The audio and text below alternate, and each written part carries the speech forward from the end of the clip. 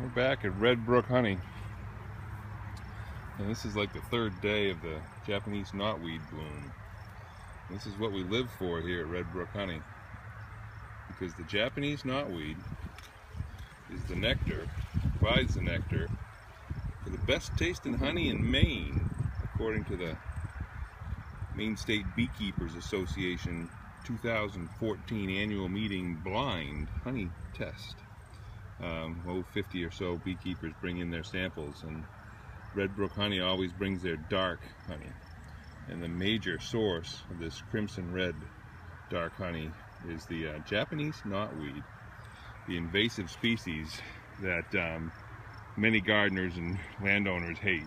At Red Brook Honey, we love it, and we actually look for stands of Japanese knotweed to site our colonies in, because believe it or not, it gives you the best tasting dark honey. And the nectars of the flowers, just look at these tiny flowers here. The nectar that the bees get from these flowers produces this crimson red honey, and you can see it on our redbrookhoney.com website. That front page, if you look at the side of the page, on both sides you'll see the inside of a hive, and you can see that crimson red honey in it. And as you can see, the bees, this is one of our dark bees. This is a Carniolan breed, the darker bee. And there's a lighter bee right there. There's our Italian. So we have Italians and Carniolans and what I call Scarborough mutt bees, which is a combination of when you run dozens of colonies and lots of drones, and over time, when you get to do some breeding of some of your queens in your yard, you get a good cross. But in any case, what we're looking for are bees that overwinter, and I'm trying to get a good shot of some of these bees. That's why I'm moving around.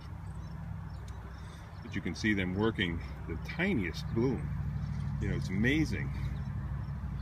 And the real amazing fact is that, honestly, blue ribbon, and they got a red ribbon 2 years ago and a blue ribbon this past fall in 2014. Every year it's a blind taste test, so the beekeepers aren't sure what they're tasting. They just know they like the taste of it.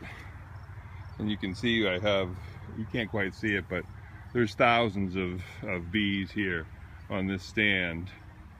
And this will bloom for about another week, and then it'll be all over, and then all that'll be left is the late goldenrod and the aster. And it's August 27th here now, and in a week and a half we'll do our final harvest of the year to leave a month of forage for the bees.